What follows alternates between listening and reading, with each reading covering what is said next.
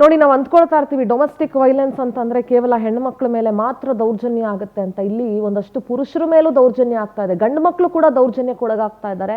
ಗಂಡು ಮಕ್ಕಳ ಪರವಾಗಿನೂ ಈ ಸಮಾಜ ನಿಲ್ಲಬೇಕು, ಕೇವಲ ಹೆಣ್ಮಕ್ಳ ಪರವಾಗಿ ಮಾತ್ರ ಯಾವಾಗ್ಲೂ ತಪ್ಪು ಯಾವತ್ತೂ ಬರೀ ಗಂಡು ಮಕ್ಳ ಕಡೆಯಿಂದಾನೇ ಆಗುತ್ತೆ ಅಂತ ಇವತ್ತಿನ ಸಮಾಜದಲ್ಲಿ ಹೇಳಲಿಕ್ಕೆ ಸಾಧ್ಯ ಆಗೋದಿಲ್ಲ. ಮುಂದುವರಿಸ್ತೀನಿ. ಅವ್ರು ಏನೋ ಹೇಳ್ತಾ ಇದ್ರು, ಮಲ್ಬಾರ್ ಗೋಲ್ಡ್ ಅಲ್ಲಿ ಯಾರನ್ನೋ ಪರಿಚಯ ಮಾಡ್ಕೊಂಡ್ಬಿಟ್ಟಿದ್ದಾರೆ ಅವ್ರ ಜಯನಗರ ಇರ್ತಾರೆ, ಆ ಹುಡುಗ ಮಾರತಳ್ಳಿಯಲ್ಲಿ ಇರ್ತಾರೆ. ಆ ಹುಡುಗ ಎಲ್ಲಿದ್ದ ತಕ್ಷಣ ಅಲ್ಲೇ ಏಕೆಂದ್ರೆ ಹೋಗಿ ಬಿಲ್ ಮಾಡಿಸ್ತಾರೆ. ನೀನ್ ಹೆಸರು ಏನ್ ಪ್ರಯೋಜನ? ಅವ್ರ ಬಿಲ್ ಅದೇ ಬಿಲ್ ಅವ್ರ ಹೆಸರಲ್ಲಿ ಇದ್ರೆ ಏನಾಗುತ್ತೆ, ಈಗ ಯಾರನ್ನ ಅಕಸ್ಮಾತ್ ಏನೋ ಈ ತರ ಕೇಳಕ್ ಬಂದ್ರೆ ಅಂದ್ರೆ ಅವ್ರು ಪ್ರೊಫೆಷನಲಿ ಇದೆಲ್ಲ ಮೊದಲೇ ಏಕೆಂದ್ರೆ ಮುಂದಾಲೋಚನೆ ಮಾಡಿರ್ತಾರೆ. ಬಿಲ್ ಇದ್ರೆ ನಂದೇ ತಾನೇ ತಗೊಂಡಿರೋದು ಅಂತ ತೋರಿಸ್ಬೋದಲ್ವಾ. ಆ ತರ ಈಗ ಅವ್ರ ಮೆಂಟಾಲಿಟಿನೇ ಅಷ್ಟು.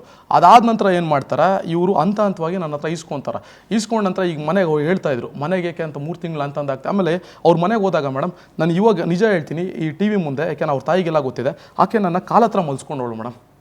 ಅಂದ್ರೆ ಆಕೆ ತಲೆ ಇಲ್ಲಿಡೋದು, ಕಾಲ ಹತ್ರ ನನ್ನ ಮಲ್ಸ್ಕೊಂಡವ್ರು.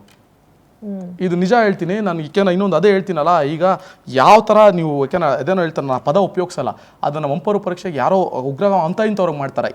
ಇಂಥ ಕೇಸಲ್ಲಿ ಮಾಡಿದ್ರೆ ನನ್ನಂಥ ಯುವಕರಿಗೆ ಇಲ್ಲಿ ನೋಡ್ತಾ ಇರ್ತಂತ ಎಷ್ಟೋ ತಾಯಂದರು ಹಾಗೂ ಯುವಕರಲ್ಲಿ ಏನಂದರೆ ಯುವಕರಿಗೂ ಮೋಸ ಆಗಿದೆ ಅಂತ ಒಂದು ಗೊತ್ತಾಗಬೇಕು ಅಂದರೆ ಇಂಥವ್ರಿಗೆ ಪರೀಕ್ಷೆಗಳು ಒಳಪಡಿಸಿ ಇಂಥವ್ರಿಗೆ ಶಿಕ್ಷೆ ಆಗೋ ತನಕ ಇದು ನ್ಯಾಯಾಂಗದಲ್ಲಿ ಏನೋ ಚೇಂಜ್ ಮಾಡೋಕ್ಕಾಗಲ್ಲ. ಅದಕ್ಕೋಸ್ಕರ ನಾನು ಏನು ಮಾಡಿದೆ, ಮೊನ್ನೆ ರಾಷ್ಟ್ರಪತಿಗಳಿಗೆ ಒಂದು ಏಕೆಂದ್ರೆ ಇವ್ರು ಮಹಿಳಾ ಕಮಿಷನ್ ಎಲ್ಲ ಇದೆ, ಯಾರು ಮಹಿಳೆಯರಿಗಾದಾಗ ನಮಗೆ ಪುರುಷರಿಗೆ ಯಾವ ಕಮಿಷನ್ ಇಲ್ಲ. ಅಟ್ಲೀಸ್ಟ್ ಒಂದು ಈಕೆನ ಬೇರೆ ದೇಶದಲ್ಲೆಲ್ಲ ಇಂಡಿಯನ್ಸ್ ಮೆನ್ಸ್ ಪ್ರೊಟೆಕ್ಷನ್ ಕಮಿಷನ್ ಅಂತ ಇದೆ. ಅಟ್ಲೀಸ್ಟ್ ಒಂದು ಯಾವ್ದೋ ಒಂದು ಕಾಯ್ದೆ ತಂದ್ರೆ, ಈಗ BNS ಕಾಯ್ದೆಗಳು ಅವು ತಂದಿರೋದಕ್ಕೆ ಇಶ್ಯೂ ಶುರುವಾಗಿದೆ, ರಿಜಿಸ್ಟರ್ ಹೌದು ರಿಜಿಸ್ಟರ್ ಆಮೇಲೆ ಅವಾಗ ಗೊತ್ತಾಯ್ತು ನಿಮಗೆ ಇದು ಮೋಸ ಅಂತ. ಹೌದು ಮೋಸ ಪ್ಲಸ್ ಚಾಟ್ ಮಾಡ್ತಾ ಇದ್ರು, ಡಾಕ್ಯುಮೆಂಟ್ಸ್ ಕೊಡಕ್ಕೆ ನಿರಾಕರಿಸಿದ್ರು. ಬೇರೆ ಪುರುಷರ ಜೊತೆ ಎಲ್ಲ ಚಾಟ್ ಮಾಡ್ತಾರೆ. ಹೌದು ಸುಮಾರು ಒಂದು 10 ರಿಂದ 15 ಜನ. ಅದೆಲ್ಲ ಇನ್ಸ್ಟಾಗ್ರಾಮ್ ರಿಕವರಿ ಆದ್ರೆ ಈಗ ಯಾವ ತರ ಮೆಸೇಜಸ್ ಯಾವ ತರ. ಈಗ ಅವರು ನಿನ್ನೆ ಆರೋಪ ಮಾಡ್ತಾ ಇದ್ರು, ಗಂಭೀರವಾದಂತ ಆರೋಪ ಮಾಡ್ತಾ ಇದ್ರು. ಅವರು ಏನು ಅಂತಂದ್ರೆ, ನೀವು ಸೆಕ್ಸುವಲಿ ತುಂಬಾ ವಿಯರ್ಡ್ ಆಗಿ ಬಿಹೇವ್ ಮಾಡ್ತೀರಿ, ಸ್ನೇಹಿತರ ಹೆಂಡತಿಯರ ಜೊತೆಗೆ ಮತ್ತು ಸ್ನೇಹಿತರ ಜೊತೆಗೆ ನೀವು ಎಲ್ಲೆಲ್ಲೋ ಹೋಗಿ ಏನೇನೋ ತಿಳ್ಕೊಂಡು, ಫೋನ್ ಸೈಲೆಂಟ್ ಮೋಡ್ಗೆ ಹಾಕಿ, ಸ್ನೇಹಿತರ ಜೊತೆಗೆ ಅವರ ಹೆಂಡತಿಯರ ಜೊತೆಗೆ ಎಲ್ಲೆಲ್ಲೋ ಹೋಗ್ತೀರಿ, ಏನೇನೋ ಮಾಡ್ತೀರಿ, ಆ ರೀತಿ ಇವರು ಇರಬೇಕು ಅಂತ ನೀವು ಬಯಸ್ತೀರಿ ಅಂತೆಲ್ಲ ಹೇಳ್ತಾ ಇದ್ರು ಮೇಡಮ್. ನಾನು ಹೇಳ್ತಾ ಇದ್ದೀನಲ್ಲ ಪ್ರಮಾಣವಾಗಿ, ಯಾಕೆಂದ್ರೆ ಏನಾಗಿದೆ, ಎಲ್ಲೋ ಸಿಂಪತ್ತಿ ಗೆಡ್ಸ್ಕೊಳಕ್ಕೆ, ಎಲ್ಲೋ ಒಂದು ಕಡೆ ಈ ಕೇಸ್ನ ಡೈವರ್ಟ್ ಮಾಡೋಕ್ಕೆ ಹಾಗೂ ಮಾಧ್ಯಮದ ಮಿತ್ರನೆಲ್ಲೋ ಒಂದು ಡೈವರ್ಟ್ ಮಾಡೋಕ್ಕೆ ಇಲ್ಲ ಸಲದ ಆರೋಪ. ಇನ್ನು ಬೇರೆ ಏನು ಹೇಳೋಕ್ಕಾಗಲ್ಲ. ಹೆಣ್ಮಕ್ಳು ಹೇಳೋ ಪದ ಒಂದೇ, ಇಲ್ಲ ಡೌರಿ, ಇಲ್ಲ ಅಟೆಂಪ್ಟ್ ಟು ರೇಪು, ಇಲ್ಲ ಹರಾಸ್ಮೆಂಟ್ ಕೇಸ್. ಇದು ಬಿಟ್ಟರೆ ಬೇರೆ ಇನ್ನೇನು ಹೇಳೋಕ್ಕಾಗಲ್ಲ. ಬೇರೆ ಇನ್ನೇನು ಹೇಳಿದ್ರು ಏನಾಗಲ್ಲ. ನಾನು ಇದೊಂದು ಪ್ರಶ್ನೆ ಮಾಡ್ತೀನಿ, ಅದೇ ಹಲ್ಸೂರ್ ಗೇಟ್ ಪೊಲೀಸ್ ಸ್ಟೇಷನಲ್ಲಿ 2 ಗಂಡಂದ್ರ ವಿರುದ್ಧ ಕಂಪ್ಲೇಂಟ್ ಕೊಟ್ಟು ಅದೇ 2 ವಿರುದ್ಧನೂ ಖುಲಾಸ್ ಮಾಡಿದ್ರು. 2ನೇ ಗಂಡನ ವಿರುದ್ಧ ಕಂಪ್ಲೇಂಟ್ ಕೊಡಕ್ಕೆ ನೀವೇ ಕಾರಣ ಅಂತ ಹೇಳಿ ಮೇಡಮ್. ಅದೇ ಈಗ ಅವ್ರು ನಿನ್ನೆ ಹೇಳ್ತಾ ಇದ್ರು, 2ನೇ ಗಂಡ ಒಂದು ಮದುವೆ ಆಗಿದೆ, ಅವ್ನು ಫ್ರಾಡ್ ಮಾಡಿದ್ದಾನೆ, ತಿರ್ಗಿ ಆ ಹುಡುಗ ಜೊತೆ ನಾನು ಮಾತಾಡಿದ್ದೀನಿ, ನಾನೇ ಹೋಗಿ ಸಹಿ ಹಾಕಿದ್ದೀನಿ ಅಂತ ಸ್ಟೇಷನ್ಲಿ. ಈಗ ಸಹಿ ಹಾಕಿದ್ರೆ ಸ್ಟೇಷನಲ್ಲಿ ದಾಖಲೆ ಇರುತ್ತೆ, ಕಾಪಿ ಇರುತ್ತೆ ಅಲ್ವಾ. ನೀವು ಈಗಲೇ ಇದೇ ವೇದಿಕೆ ಮುಖಾಂತರ ನೀವು Halsoor gate police station ACP Sudhir sir ಕೆಳಗಡೆ ಇರ್ತಾರೆ, ನೀವು ಫೋನ್ ಮಾಡಿ ತಿಳ್ಕೊಳ್ಳಿ. ನಾನು ಏನಾನ ಸೈನ್ ಮಾಡಿ ಬಂದಿದ್ರೆ ಇದೇ ವೇದಿಕೆಯಲ್ಲಿ ನಾನು ನನ್ನನ್ನು ಯಾಕೆಂದ್ರೆ ಶಿಕ್ಷೆಗೆ ಈಡ್ಪಡಿಸಲಿ, ನಾನು ಒಳಗಡೆ ಹೋಗಕ್ಕೆ ರೆಡಿ ಆಗಿದ್ದೀನಿ. ಈಗ ನಾನು ಕೇಳಿರ್ತಕ್ಕಂಥ ಪ್ರಶ್ನೆಗಳಿಗೆಲ್ಲ ಆಕೆ ಸಮಾಧಾನವಾಗಿ ಎತ್ಕೊಂಡ್ಬಂದು ದಾಖಲೆಗಳು ಇದೇ ವೇದಿಕೆಯಲ್ಲಿ ನಾನು ಹೇಳಿದೆ ಅವ್ರಿಗೆ ದಾಖಲೆಗಳು ತಗೊಂಡು ಬನ್ನಿ ಅಂತ. ಅವ್ರು ಯಾವ ದಾಖಲೆನೂ ಏನು ತಗೊಂಡು ಬಂದಿಲ್ಲ ಇಲ್ಲಿಯವರೆಗೆ. ಹೌದು. ಆಮೇಲೆ ನಾನು ಏನು ಮಾಡಿದೆ, ನನ್ನ ದಾಖಲೆಗಳು ಎಲ್ಲ ಕಡೆ ಕೊಟ್ಟಿದ್ದೀನಿ, ಯಾರು ದಾಖಲೆಗಳ ಇದಾಗಿಲ್ಲ. ಈ ನಮ್ಮ ರಾಕೇಶ್ ಶೆಟ್ಟಿ ಸರ್ ಆಮೇಲೆ ಪವರ್ ಟಿವಿಗೆ ವಿಶೇಷವಾದ ನಾನು ಧನ್ಯವಾದಗಳನ್ನ ಹೇಳಕ್ಕೆ ಬಯಸ್ತೀನಿ. ನನ್ನ ದಾಖಲೆಗಳೆಲ್ಲ ಪರಿಶೀಲನೆ ಮಾಡಿ ಅಟ್ಲೀಸ್ಟ್ ತೋರಿಸಿದ್ರೆ ನನಗೊಂದು ಅವಕಾಶ ಒದಗಿಸ್ಕೊಟ್ಟಿದ್ದಾರೆ. ನನಗೆ ಬೇರೆ ಮಾಧ್ಯಮದ ಬಗ್ಗೆ ಏನು ಹೇಳಕ್ಕೆ ಹೋಗಲ್ಲ, ಯಾಕೆಂದ್ರೆ ನನಗಾಗಿರ್ತಕ್ಕಂಥ ಅನ್ಯಾಯ ಅಟ್ಲೀಸ್ಟ್ ನಾನು ಏನೇನು ಕಳಿಸಿದೆ ಡಾಕ್ಯುಮೆಂಟಿಗೆ ನಾನು ತೋರಿಸಿದಾರಲ್ಲಪ್ಪ, 40K ಯಾವುದೋ ಟ್ರಾನ್ಸ್ಫರ್ ಆಗಿದೆ ಅಂತ, ಇವ್ರದ್ದು ನಾನು ಎಷ್ಟೆಷ್ಟು ಮಾಡಿದ್ದೀನಿ ಅಂತ ತೋರಿಸ್ಬೇಕಲ್ವಾ. ಈಗ ಐಫೋನು ಲಾಸ್ಟ್ ಲೊಕೇಶನ್ ಟ್ರ್ಯಾಪ್ ಅವ್ರು ಹೇಳಿದ್ದಾರೆ, ನಾನೇ ತೊಗೊಂಡೋಗ್ಬಿಟ್ಟೆ ಅಂತ. ಫೈನ್, ತೊಗೊಂಡೋಗ್ಬಿಟ್ಟೆ ಅಂತ ಹೇಳಿದಾಗ ಏನಾಗುತ್ತೆ, ಈಗ IME ಯಾಕೆಂದ್ರೆ ಕೋಡ್ ಅಂತ ಇರುತ್ತೆ, ಆ ಲೊಕೇಶನ್ ಟ್ರ್ಯಾಪ್ ಆಗುತ್ತಲ್ವಾ. ಲೊಕೇಶನ್ ಈಗ ಎಲ್ಲಿ ಲಾಸ್ಟ್ ಇದಾಗಿದೆ ಮಂಜುನಾಥ್. ಈಗ ನಾನು ಹೇಳೋದೇನಂತಂದ್ರೆ, ನೀವು ಮದುವೆ ಆಗ್ತೀರಿ, ಮದುವೆ ಆದ್ಮೇಲೆ ಅವ್ರ ತಾಯಿ ಮನೇಲೆ ಇರ್ತಾರೆ, ನಿಮ್ಮ ಮನೆಗೆ ಬಂದು ಹೋಗಿ ಮಾಡ್ತಾ ಇರ್ತೀರಿ. ಈ ಮದುವೆ ಆಗಿ 1 ತಿಂಗಳಿಗೆ ನೀವು ಅವ್ರು ಬೇರೆ ಜೊತೆ ಎಲ್ಲ ಚಾಟ್ ಮಾಡ್ತಿದ್ರು, ಅದು ಇದು ಅಂತೆಲ್ಲ ಗೊತ್ತಾಗುತ್ತೆ. ಹೆಂಗ್ ಗೊತ್ತಾಯ್ತು ನಿಮ್ಗೆ? ನಾನು ಏನ್ ಮಾಡ್ತಾರೆ, ಈಗ ನಿಮ್ ಜೊತೆ ಯಾವ ತರ ಇರ್ತಾ ಇದ್ರು? ನನ್ನ ಜೊತೆ ಏನ್ ಗೊತ್ತಾ, ಈಗ ನನಗೆ ಯಾವಾಗ ಅನುಮಾನ ಸ್ಟಾರ್ಟ್ ಆಯ್ತು ಅಂದ್ರೆ, ಆಕೆ ಇಲ್ಲಿ ಮಲಗೋಳು, ನನ್ನ ಕಾಲ ಹತ್ರ ಮಲ್ಸ್ಕೊಂಡೋಳು. ಯಾಕೆಂದ್ರೆ ಏನ್ ಮಾಡೋರು, ರಾತ್ರಿ ಎತ್ತಕ್ಕೆ ಚಾಟ್ ಮಾಡ್ತಾ ಇರೋಳು. ನನಗೆ ಅನುಮಾನ. ಬಾತ್ರೂಮ್ಗೆ ಯಾಕೆಂದ್ರೆ ಒಂದು 15 ಸಲ ಹೋಗಿ ಬರೋಳು. ಯಾಕಂದ್ರೆ ಇದು ಬಹಳ ಚಿಕ್ಕ ಮನೆ ಅಂದ್ರೆ ಮೇಡಮ್, ಒಂದು 10x10 ಇಲ್ಲ ಮೇಡಮ್. ಅವ್ರ ಮನೆ ಬಹಳ ಚಿಕ್ಕದು. ನಾನು ಅದಕ್ಕೆ ಒಂದೊಂದ್ಸಲ ಇರ್ತಾರೆ. ನಿಮ್ಮ ಮನೇಲೆ ಇರ್ತಿದ್ರು ಮೇಡಮ್? ನಮ್ಮ ಮನೆ ಅಲ್ಲ ಮೇಡಮ್, ಇವ್ರ ಮನೇಲೆ. ಯಾಕೆ ನಮ್ಮ ಮನೆಗೆ ಬಂದಿಲ್ಲ, ನಮ್ಮ ಮನೆ ದೊಡ್ಡ ಮನೆ, ನಮ್ಮ ಚಿಕ್ಕಬಳ್ಳಾಪುರ, ನಮ್ಮ ಸ್ವಂತ ನೇಟಿವ್. ಹೌದು, ಇವ್ರ ಮನೆ ಇವ್ರದಿದ್ದು, ಇವ್ರ ಅಜ್ಜಿ ಮನೆ ಅಂತ ಹೇಳ್ಕೊಂಡಿದ್ರು. ಬಹಳ ಚಿಕ್ಕ ಮನೆ. ಮೇಡಮ್ ಇಲ್ಲ ಮೇಡಮ್, ಅವ್ರ ತಂದೆ ಏನ್ ಕೆಲಸ ಅಲ್ಲ, ಶಿರಾಲ್ ಚಿಕ್ಕ ಮನೇಲಿ ಅದೋ ಇದಾರೆ. ಇವ್ರ ತಾಯಿ ಮಗಳು ಮಾತ್ರ ಇಲ್ಲಿ ಮೇಡಮ್. ಆಮೇಲೆ ಅವ್ರ ಅಣ್ಣ ಒಂದು ಲೀಸ್ಗೆ ಒಂದು 3-6 ತಿಂಗಳಾಗಿದೆ, ಲೀಸ್ಗೆ ಒಂದು 8 ಲಕ್ಷ ಹಾಕೊಂಡು ಅವ್ರು ಹೋಗ್ಬಿಟ್ಟಿದ್ದಾರೆ. ನನಗೆ ಯಾವಾಗ ಡೌಟ್ ಬಂತಂದ್ರೆ, ನನ್ ಯಾಕೆ ತಲೆ ಕಾಲ ಹತ್ರ ಯಾಕೆ ಮಲಗಿಸ್ತಾಳೆ, ಸಮಥಿಂಗ್ ಇಸ್ ದೇರ್ ಅಂತ ಫಿಶಿ ಅಂತ ಏನು ಮಾಡಿದೆ, ಈಕೆನ ಮೊಬೈಲ್ಸು ಎರಡು ಮೊಬೈಲಲ್ಲಿ ಇನ್ಸ್ಟಾಗ್ರಾಮ್ಸ್ ಇತ್ತಲ್ವಾ, ಈಗ ಈಕೆ ಬಾತ್ರೂಮ್ ಹೋಗಿ ಬರೋರು. ನಾನೇನು ಮಾಡಿದೆ, ಈಗ ಈಕೆನ ಎರಡರಲ್ಲೂ ಮೊಬೈಲ್ ಯೂಸ್ ಮಾಡಿದಾಗ ಇನ್ಸ್ಟಾಗ್ರಾಮ್ಸ್ ID ಕರೆಕ್ಟ್ ಆಗಿರುತ್ತೆ.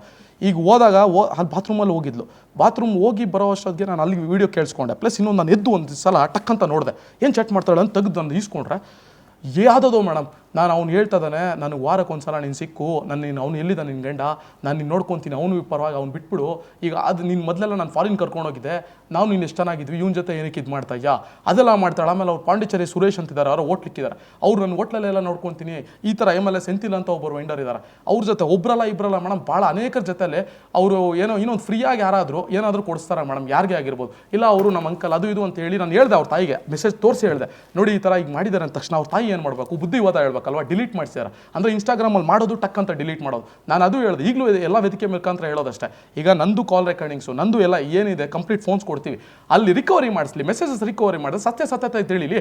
ಆಗ ಈಗ ಕೇಳ್ತಾರಲ್ಲ ನಾನು ಸತ್ಯವಂತೆ ಪವಿತ್ರವಂತೆ ಅದೆಲ್ಲ ಹೇಳ್ತಾರಲ್ವಾ, ದಯವಿಟ್ಟು ಪ್ರೂವ್ ಮಾಡಲಿ. ಈಗ ಯುವಕರಿಗೆ ಯಾರೋ ನನಗೂ ಒಂದು ಕುಟುಂಬ ಇದೆ, ನನಗೂ ತಂದೆ ತಾಯಿ ಇರ್ತಾರೆ, ಈಗ ಯುವಕರಿಗೆ ನೀವು ಹೇಳ್ತಾರಂತ ಫೈನಲಿ ಏನ್ ಹೇಳ್ತೀರಿ? ಯಾಕೆಂದ್ರೆ ಒಂದು ಮದುವೆ ಆಗಕ್ ಮುಂಚೆ ನೀವು ಅವರ ಪೂರ್ವಾಪರ ತಿಳ್ಕೊಂಡು ಮದುವೆ ಆಗ್ಬೇಕಾಗಿತ್ತು, ನೀವು ಆತರ ಮದುವೆ ಆಗಿಲ್ಲ, ಈಗ ಈ ತರ ಆರೋಪ ಮಾಡ್ತಿದ್ರಿ, ಅವ್ರು ಹೇಳ್ತಿದ್ದಾರೆ ನೀವು ಅವ್ರಿಗೆ ಬಲವಂತ ಮಾಡ್ತಾ ಇದೀರಿ, ಅವರು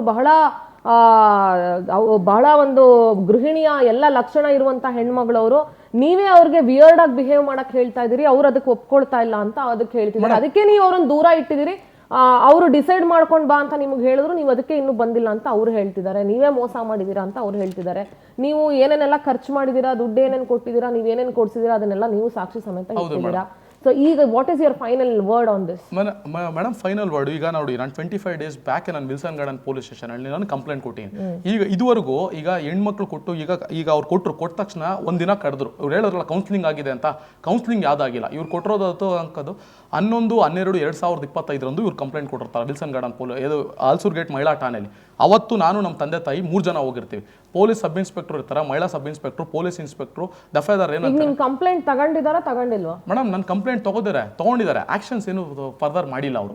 ಅಲ್ಸೂರ್ ಗೇಟು ಫಿರೋಜ್ ಪಾಷಾ ಅಂತ ಸಬ್ ಇನ್ಸ್ಪೆಕ್ಟರ್ ಹೇಳ್ತಾರೆ, ಇಲ್ಲ ಮನೋಜ್ ಕುಮಾರ್ ಅಂತ ಇನ್ಸ್ಪೆಕ್ಟರ್, ಇಬ್ರು ಹೇಳ್ತಾರೆ ಹೌದು ನಿಮ್ಗೆ ಅನ್ಯಾಯ ಆಗಿದೆ, ಯಾಕೆಂದ್ರೆ ಅವರು ಆಮೇಲೆ ಅದೇ ಸ್ಟೇಷನಲ್ಲಿ ಹೋಗಿ ನಾನು ಯಾಕೆಂದ್ರೆ ಪ್ರತಿಭಟನೆ ಕೂಡ ಮಾಡ್ತೀನಿ, ನಮ್ಮ ದಯವಿಟ್ಟು ನ್ಯಾಯ ಒದಗಿಸ್ಕೊಡಿ ಅಂತ. ಇದುವರೆಗೂ NC ಕೂಡ ಮಾಡಿಲ್ಲ ಮೇಡಮ್, ನಾನು ಅತ್ಯಂತ ಯಾಕೆಂದ್ರೆ NC ಕೂಡ ಆಗಿಲ್ಲ, ಏನು ಕ್ರಮನೇ ತೊಗೊಂಡಿಲ್ಲ.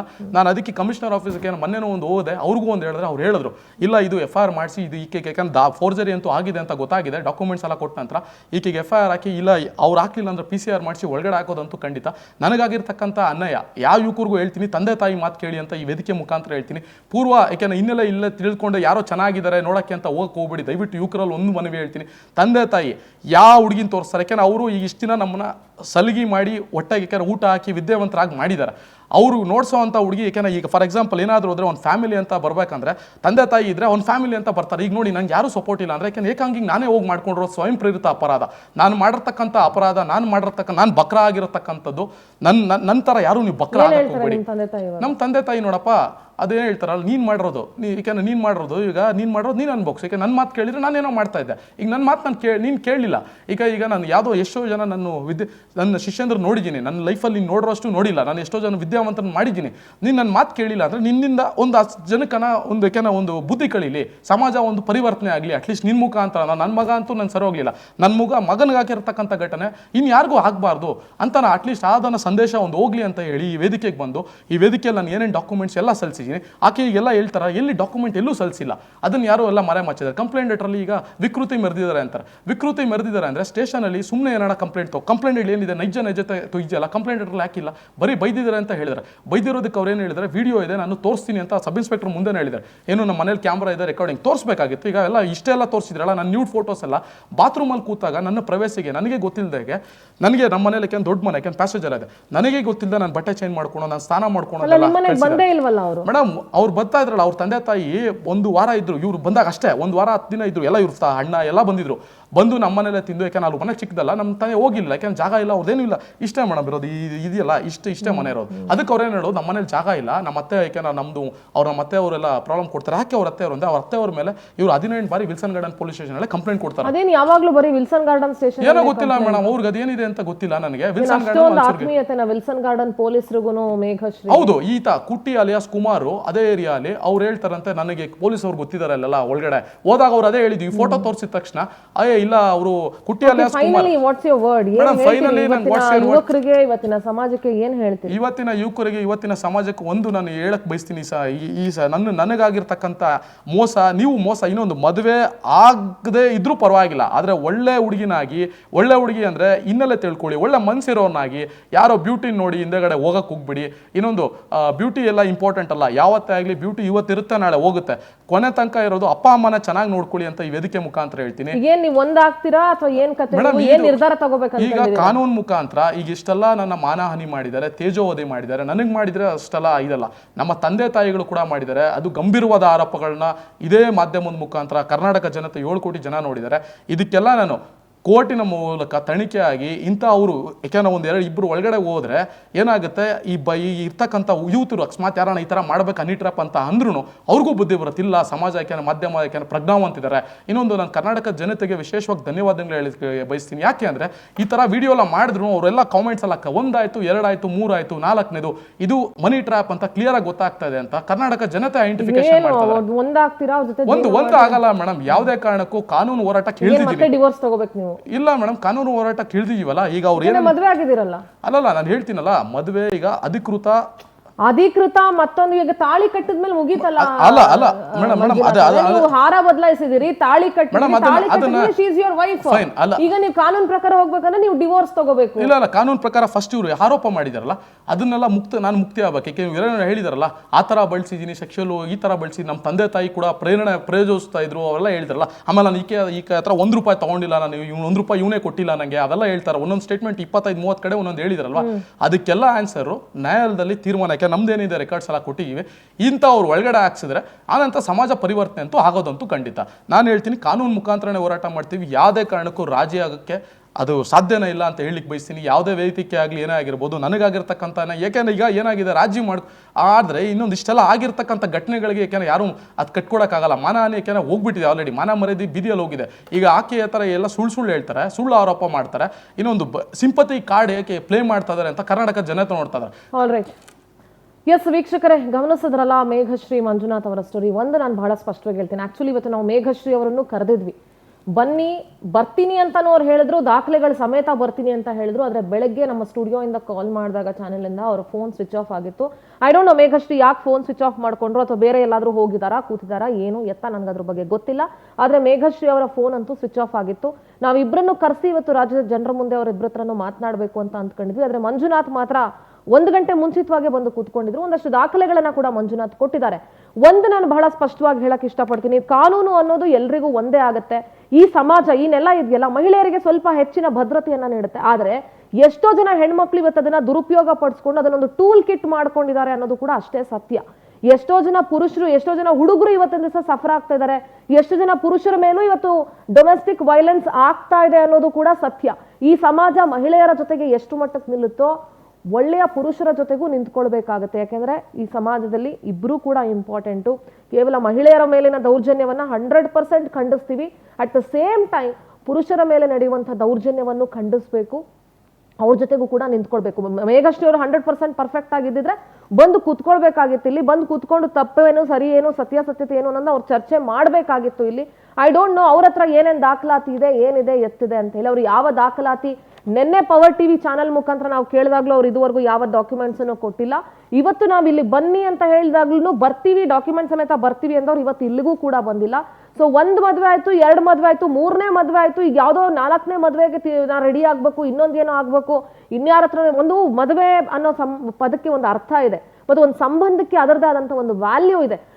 ಬಿ ಲಿವಿಂಗ್ ಟುಗೆದರ್ ಆಗಲಿ ಅಥವಾ ನೀವು ಮದುವೆ ಮಾಡ್ಕೊಳ್ತಿರೋ ಯಾವುದೇ ಸಂಬಂಧಗಳಾದರೂ ಅದಕ್ಕೆ ಅದರದೇ ಆದಂಥ ಒಂದು ವ್ಯಾಲ್ಯೂ ಇದೆ. ಅಟ್ಲೀಸ್ಟ್ ಆ ವ್ಯಾಲ್ಯೂವನ್ನು ಇಟ್ಕೊಳ್ಳಿ, ಅದೊಂದು ಸಂಬಂಧದ ಒಂದು ಬಾಂಧವ್ಯನ ಗೌರವಿಸಿ ಅಂತ ಹೇಳಕ್ ಇಷ್ಟಪಡ್ತೀನಿ. ಆ್ಯಂಡ್ ಮದುವೆ ಆಗೋಕ್ಕೆ ಮುಂಚೆ ಹೆಣ್ಮಕ್ಳಾಗ್ಲಿ ಗಂಡು ಮಕ್ಕಳಾಗ್ಲಿ ದಯವಿಟ್ಟು ಪೂರ್ವಾಪರ ವಿಚಾರಿಸ್ಕೊಳ್ಳಿ. ಬಿಕಾಸ್ ಇವತ್ತು ಮದುವೆ ಅನ್ನುವಂಥದ್ದು ಕೇವಲ ಸೆನ್ಸಿಟಿವ್ ವಿಚಾರ ಆಗಿಲ್ಲ, ಒಂದು ಟ್ರಿಕ್ಕಿ ಮ್ಯಾಟರ್ ಆಗಿದೆ. ಇಟ್ ಇಸ್ ಮೋಸ್ಟ್ ಇಂಪಾರ್ಟೆಂಟ್ ಅಂತ ಹೇಳ್ತಾ ನೋಡೋಣ ಈ ಪ್ರಕರಣ ಎಲ್ಲಿಗೆ ಹೋಗಿ ನಿಲ್ಲುತ್ತೆ ಮುಂದೊಂದು ದಿನ ಅಂತ ಹೇಳಿ